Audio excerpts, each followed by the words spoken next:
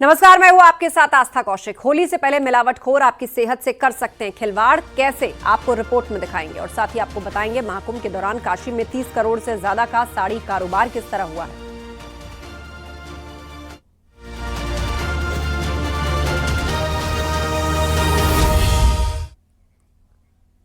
और बड़ी खबर लखनऊ से है। होली पर मौलाना फिरंगी महल की एडवाइजरी जारी की गई है। लखनऊ जामा मस्जिद में होली के दिन जुमे की नमाज के लिए समय बढ़ा दिया गया है। 1 बजे के बजाय अब 2 बजे नमाज अदा की जाएगी। मौलाना फिरंगी महली ने मस्जिद कमेटियों से भी अपील की है कि वो समय को बढ़ा दे, क्योंकि रमजान में होली के दिन जुमे की नमाज है।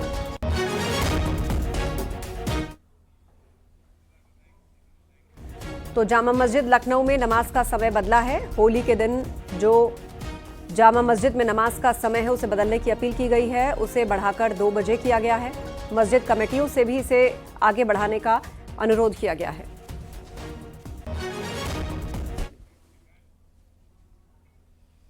होली का त्योहार बस आने ही वाला है। बाजारों में होली की रंगत भी दिखने लगी है। वहीं मिलावटखोर त्योहार खराब भी कर सकते हैं, इसीलिए आपको मिलावट से सावधान रहना है। देखिए रिपोर्ट।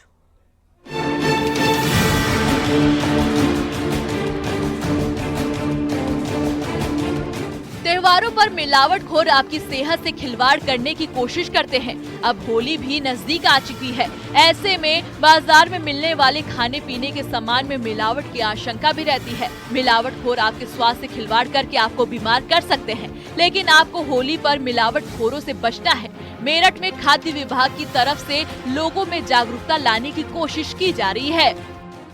सर, क्या कहेंगे, होली का त्यौहार आ गया, क्या क्या प्रिकॉशंस आप लोग ले रहे हैं? छापेमारी कार्रवाई चल रही है, टीमें बना दी गई? जी हाँ, जनपद मेरठ में विभाग द्वारा 5 टीमें बनाई गई हैं। 3 टीमें तहसील में और 2 टीमें नगर निगम क्षेत्र में लगातार कार्य कर रही हैं। और ये छापेमारी का अभियान शुरू हो गया है और अभी तक हमने 10 नमूने पनीर के संग्रहित कराकर लैब को प्रेषित किया गया है। इसके अलावा जैसे विशेषतः मावा की जो नमकीन संबंधित चीज़ें हैं, जो कचरी है, रंगीन कचरी है, या इस समय ड्राई फ्रूट्स ज़्यादा यूज होते हैं, सूजी है, मैदा है, इन सब पर विशेष कार्रवाई की जा रही है। आप घर बैठे खाद्य पदार्थों की जांच कर सकते हैं। त्योहारों पर घर घर में मावे की डिमांड रहती है, इसलिए मावे में मिलावट की जाती है। आयोडीन टिंचर नाम के केमिकल्स की कुछ बूंदे मावे पर डालें। अगर मावा काला या बैंगनी हो जाए तो उसमें स्टार्च की मिलावट है। लाल मिर्च में मिलावटखोर ईंट का पाउडर या चूरा मिलाते हैं, इससे पेट की समस्या होती है। लाल मिर्च को पानी में डालकर हिलाएं। अगर इसमें ईंट पाउडर की मिलावट होगी तो नीचे बैठ जाएगी।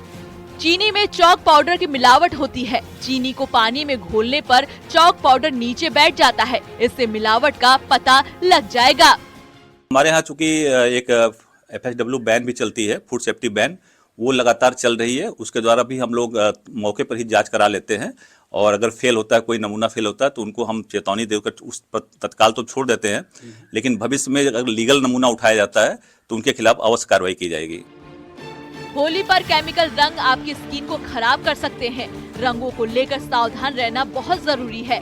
होली के बाद हम अपने चेहरे से रंग छुड़ाने की कोशिश करते हैं। जबरदस्ती रंग हटाने से स्किन पर रैशेस पड़ सकते हैं। अपनी त्वचा का विशेष ख्याल रखना चाहिए। विशेष करके सिंथेटिक युक्त कलरों से हमको ध्यान रखना चाहिए और हर्बल कलरों का प्रयोग करना चाहिए। और इसके अलावा हमको होली में, क्योंकि ये सौहार्द का, आपसी सौहार्द का त्यौहार है, तो ये ध्यान रखना चाहिए कि वो व्यवस्था बनी रहे और उसके सिवा हमको अपनी त्वचा पे कोई मॉइस्चराइजिंग एजेंट्स या फिर नारियल का तेल या कुछ प्रोटेक्टिव लेयर बना के होली खेलने के लिए बाहर निकलना चाहिए। सफेदा या लेड युक्त कलर भी बेहद हानिकारक होते हैं, जो स्किन को नुकसान पहुंचाते हैं। कभी कभी तो सफेदा लोगों के मुंह में चला जाता है, जो गले और पेट में भी इन्फेक्शन कर सकता है। केमिकल युक्त कलरों का तो दुष्प्रभाव अपने आप में अलग ही है। अलग अलग, जैसे कि केमिकल्स के अंदर लेड, निकेल, आर्सेनिक, अलग अलग तत्व मिलाए जाते हैं, उसी हिसाब से इसका क्या कहते हैं दुष्प्रभाव भी होता है। ये विशेषकर दानों के रूप में, चकत्तों के रूप में, खुजली के रूप में ये त्वचा पे दिखाई देता है और उसी के हिसाब से क्या कहते हैं इसका हम लोगों को ट्रीटमेंट या फिर उसका इलाज करना होता है। होली पर हर्बल कलर के इस्तेमाल की सलाह दी जाती है। होली मनाते समय आंखों और बालों का बेहद ख्याल रखना जरूरी है। मेरठ से न्यूज़ 18 के लिए उमेश श्रीवास्तव की रिपोर्ट।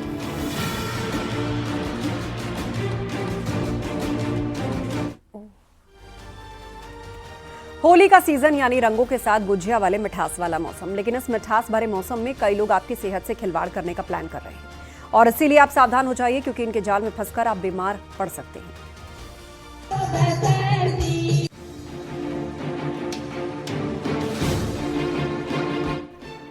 होली की इस हलचल के बीच कुमाऊं का सबसे बड़ा बाजार हल्द्वानी इन मीठी मीठी गुजियाओं से महक उठा है। आप भी दूध से बने मावे और चीनी की चाशनी में घुली ये तरह तरह की गुजिया खाने को बेताब होंगे, लेकिन इनकी मिठास पर मिलावटखोरों की नजर है, जो आपको नकली या मिलावटी मावा खिलाकर बीमार कर सकते हैं। ऐसे में कुमाऊं के इलाके में फूड सेफ्टी की टीमें एक्टिव हो गई हैं और इस डिपार्टमेंट के अधिकारी अलर्ट होने का दावा कर रहे हैं। हम जो है लगातार जो है सघन अभियान जो है चलाए हुए हैं, ताकि जो हमारे जो पर्वतीय जनपद हैं, पिथौरागढ़ है, चंपावत है, अल्मोड़ा है, बागेश्वर है, इन नैनीताल और उधम सिंह नगर में किसी भी संदिग्ध खाद्य पदार्थ की आपूर्ति ना होने पाए। आपको जानकर हैरानी होगी कि पिछली दीपावली में भी मिलावटखोरों ने खराब किस्म के मिल्क प्रोडक्ट बाजार में उतारे, जिनके सैंपल की छोटी सी रिपोर्ट डराने वाली थी, क्योंकि इनमें जानलेवा केमिकल था। इसीलिए फूड सेफ्टी की टीमें पूरी लैब वाली वैन लेकर ही बाजार में उतर गई हैं। जो 2 केस इसमें पनीर के हैं, तो इसमें एक सैंपल हमारा नैनीताल से लिया गया था और एक रामनगर की डेयरी से लिया गया था। दोनों में फॉरेन फैट की प्रेजेंस की वजह से ये अनसेफ घोषित किए गए हैं, यानी इसमें नॉन मिल्क फैट पाया गया। अब वो नॉन मिल्क फैट कोई रिफाइंड ऑयल की मिलावट हो सकती है या किसी चीज़ की हो सकती है, तो इसलिए क्योंकि उसमें नॉन मिल्क फैट था, इसलिए उसको अनसेफ घोषित किया प्रयोगशाला द्वारा और उसको हमने क्रिमिनल केस उसमें सीजीएम कोर्ट के सामने दायर कर दिया गया। जाहिर है मिलावट का जहर गहरा है, फूड सेफ्टी टीमें अलर्ट हैं, लेकिन इसके बावजूद यूपी के मुरादाबाद, रामपुर, बरेली और बदायूं से आने वाला मावा हमेशा से ही संदेह के घेरे में रहता है, जो उधम सिंह नगर के मैदान से लेकर पहाड़ वाले नैनीताल, अल्मोड़ा, बागेश्वर होते हुए सीमांत, चंपावत और पिथौरागढ़ तक पहुंच रहा है। हल्द्वानी से न्यूज़ 18 के लिए शैलेंद्र नेगी की रिपोर्ट। डायबिटीज एक सामान्य सी बीमारी बन चुकी है। हर उम्र के लोग इससे जूझते हुए दिखेंगे, लेकिन चिंता वाली बात यह है कि 15 साल से कम उम्र के बच्चे भी अब इसकी चपेट में आ रहे हैं। इसके पीछे आखिर वजह क्या है, एक्सपर्ट से जानते हैं।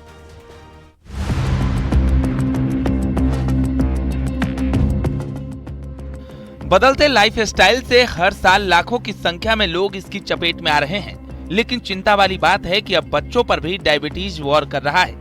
15 साल से कम उम्र के बच्चे भी इस बीमारी के शिकंजे में आ रहे हैं, जो हर माता पिता के लिए बेहद ही परेशान करने वाला है।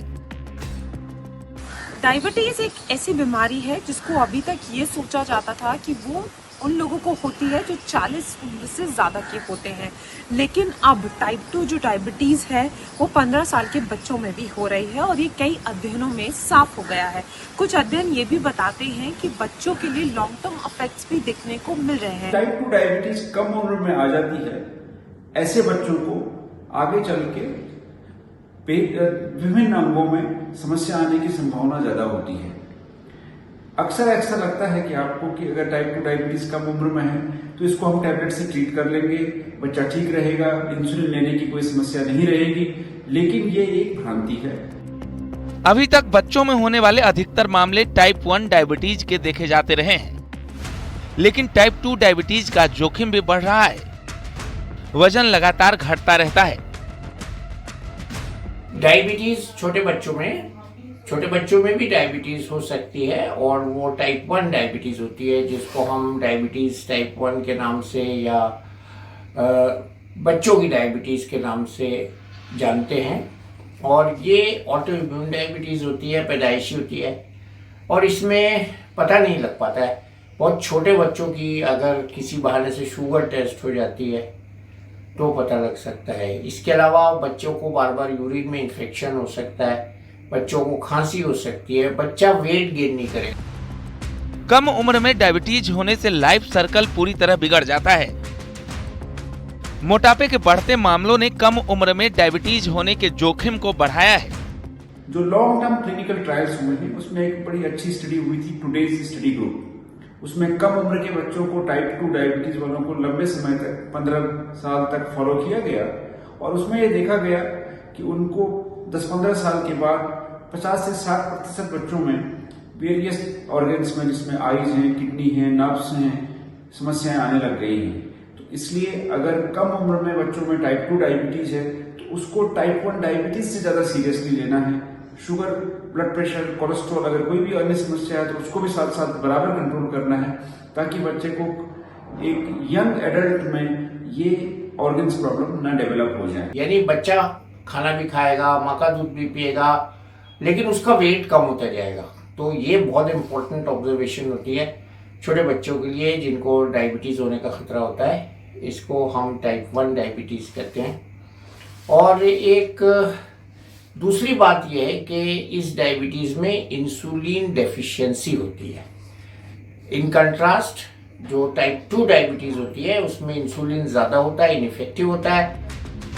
शुरुआत में बच्चों में डायबिटीज के लक्षण बहुत स्पष्ट नहीं होते हैं। ऐसे में माता पिता की भूमिका ज्यादा बढ़ जाती है कि माता पिता इन चीजों पर ध्यान रखें। क्या बच्चा बिना कुछ करे ही थक रहा है, क्या बच्चे को ज़्यादा भूख लग रही है, क्या वेट लूज हो रहा है या एकदम से वेट गेन हो रहा है, इन सारी चीज़ों का ध्यान रखें। और बच्चों को जितना एनर्जी ड्रिंक्स या सैचुरेटेड फूड से दूर रखा जाए बहुत ज़्यादा अच्छा होगा। नहीं तो आगे चल के उन्हें हार्ट, कोलेस्ट्रॉल ऐसी बीमारियां हो सकती हैं और इंसुलिन लेने तक की भी नौबत पड़ सकती है। दिल्ली से न्यूज़ 18 के लिए फराह खान।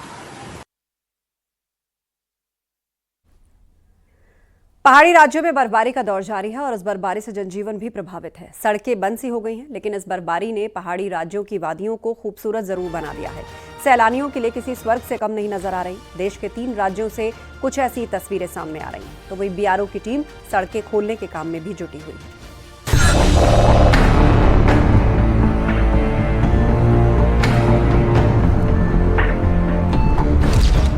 जम्मू कश्मीर, हिमाचल प्रदेश और उत्तराखंड में जबरदस्त बर्फबारी ने जनजीवन को बुरी तरह प्रभावित कर दिया है। कई इलाकों में सड़कों पर 2 से 3 फीट तक बर्फ जम चुकी है, जिससे यातायात पूरी तरह से ठप हो गया है।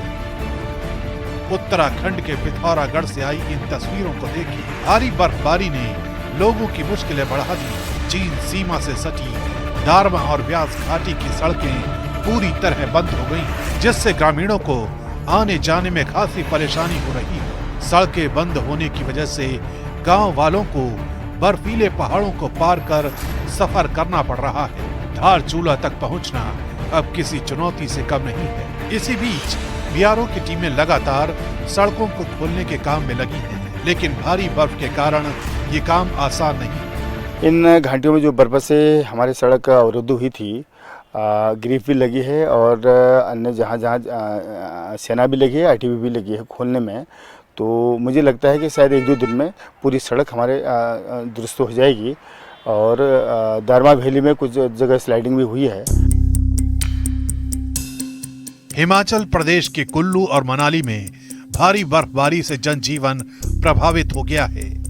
भारी बर्फबारी की वजह से कई सड़कें बंद हो गई हैं, जिससे कई जगहों पर यातायात पूरी तरह से बंद हो गया है। इस बर्फबारी से स्थानीय लोगों के साथ साथ पर्यटकों को भी परेशानियों का सामना करना पड़ रहा है। हालांकि इस बर्फबारी के बीच प्रशासन की तरफ से पूरी मदद हो रही है और बर्फ को हटाने का काम तेजी से किया जा रहा है। सोलंग तक हमारी 4x4 व्हीकल्स जा रहे हैं और सैलानी भी आ रहे हैं, वहाँ पे उसका लुत्फ उठा रहे हैं। इसी प्रकार से हमारी जलोड़ी की रोड का भी रेस्टोरेशन का काम फंक्शनल उसे किया जा रहा है 4x4 व्हीकल्स के लिए। छोटी सड़कें जो हैं 110 सड़कें अभी भी बाधित हैं स्नो की वजह से, और उन पे भी काम तेज गति से चल रहा है। उधर जम्मू कश्मीर के राजौरी में भारी बर्फबारी की वजह से लोगों की मुश्किलें बढ़ गई हैं। सड़कों पर करीब 2 से 3 फीट तक बर्फ जमी हुई है, जिसे हटाने के लिए बॉर्डर रोड्स ऑर्गेनाइजेशन की टीम लगातार जुटी हुई है। बीआरओ की टीम सड़कों पर पड़ी बर्फ को हटाती नजर आई। बीआरओ की मशीनें लगातार बर्फ हटाने में लगी हैं और जल्द ही सड़कों पर पड़ी बर्फ की मोटी चादर को हटाने का काम पूरा हो जाएगा। बीआरओ के इस काम से स्थानीय निवासियों को राहत मिलेगी, क्योंकि ये सड़कें पूरे इलाके की लाइफलाइन कही जाती हैं। इस बीच जम्मू कश्मीर के डोडा से एक बेहद खूबसूरत तस्वीर है। वहाँ पर मौसम सुहावना बना हुआ है। ठंडी हवाओं के बीच चारों ओर बर्फ से ढके पहाड़ बेहद खूबसूरत लग रहे हैं। कुछ दिनों पहले हुई भारी बर्फबारी के बाद डोडा में अब मौसम साफ है, जिससे इन पहाड़ी इलाकों की खूबसूरती और निखर गई है। सूरज की सुनहरी किरणें जब सफेद बर्फ पर पड़ती हैं तो एक अद्भुत नजारा देखने को मिलता है। डोडा पहुंचे सैलानी और वहां के स्थानीय लोग इस मनोरम नजारे का आनंद ले रहे हैं। कश्मीर में ऊंचाई वाले इलाकों में भारी बर्फबारी का असर श्रीनगर में दिख रहा है।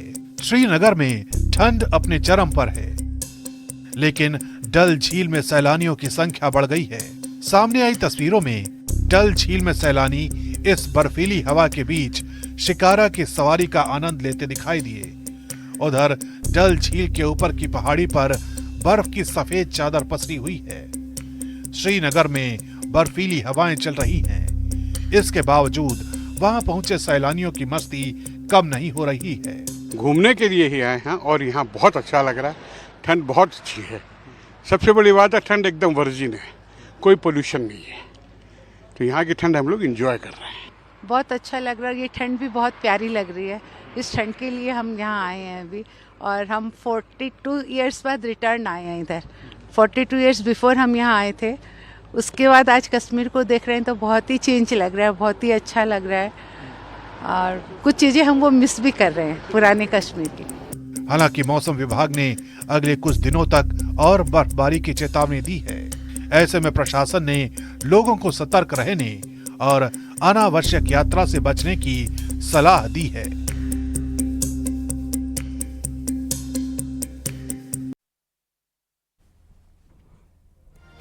प्रयागराज की धरती पर महाकुंभ ऐतिहासिक रहा, जहां श्रद्धालुओं की संख्या ने सभी रिकॉर्ड तोड़ दिए। वहीं महाकुंभ से करोड़ों श्रद्धालु अयोध्या और काशी के दर्शन करने गए, जिससे लाखों लोगों को रोजगार मिला। महाकुंभ में काशी के दौरान 30 से 35 करोड़ की साड़ी का कारोबार होने का भी अनुमान है।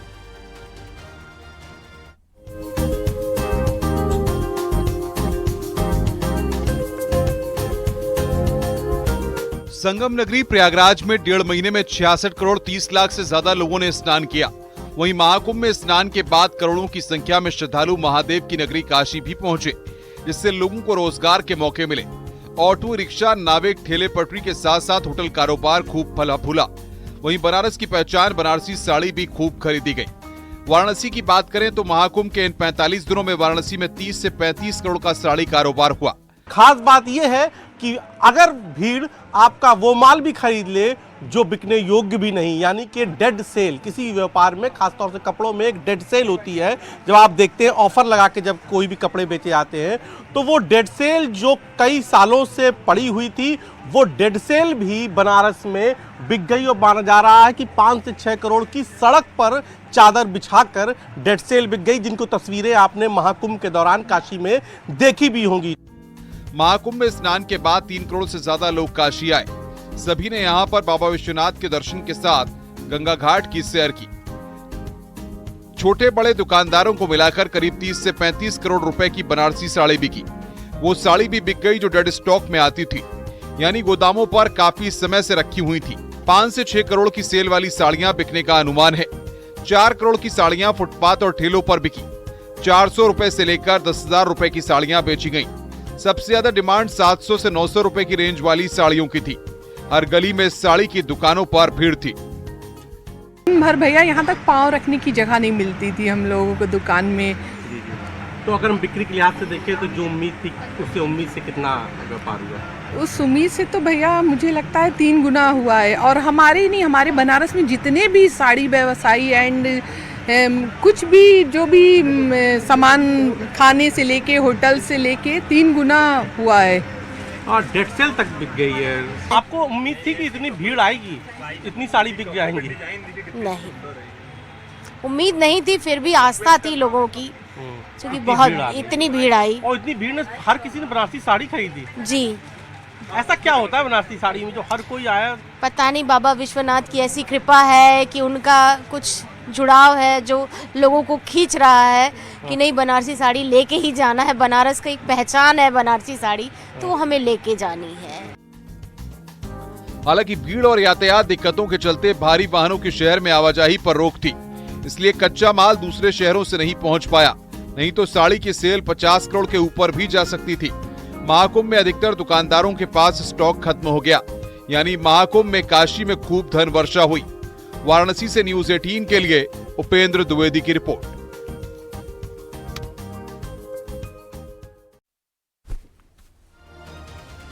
निजी मोबाइल डेटा नेटवर्क रिलायंस जियो ने उत्तराखंड के कैचीधाम में अपनी 5G सेवा शुरू कर दी है। कंपनी ने आज यहां कहा कि इससे पूरे राज्य में डिजिटल कनेक्टिविटी और सशक्त होगी। जियो इस क्षेत्र में 5G सेवाएं देने वाला पहला और एकमात्र ऑपरेटर बन गया है। साथ ही कंपनी ने यहां पर अपने 4G नेटवर्क को भी और अधिक मजबूत किया। इससे ग्राहकों को बेहतर सेवा मिल रही है। वहीं अब कैचीधाम आने वाले देश भर के जियो यूजर्स बेधड़क हाई स्पीड 4G और 5G नेटवर्क का लाभ उठा सकते हैं। उत्तराखंड में जियो की मजबूत मौजूदगी देहरादून से लेकर भारत तिब्बत सीमा के पास स्थित अंतिम गांव माना तक फैली है। जियो का व्यापक नेटवर्क चार धाम, श्री केदारनाथ धाम के यात्रा मार्ग और पवित्र श्री हेमकुंड साहिब गुरुद्वारे तक सेवा दे रहा है। तो जियो ट्रू 5G ने अपनी सेवा कैची धाम में शुरू कर दी है। रिलायंस जियो ग्राहकों के लिए अच्छी खबर है। अब कैची धाम में जियो ट्रू 5G सेवा की शुरुआत हो गई है। जियो ने लॉन्च की है ट्रू 5G सेवाएं। 5G सेवाएं देने वाला पहला ऑपरेटर बन गया है जियो। यहां पर उत्तराखंड में जियो का मजबूत नेटवर्क है, जो कि अब एक कदम और आगे बढ़ गया है। जियो ने लॉन्च की है ट्रू 5G सेवाएं कैची धाम में।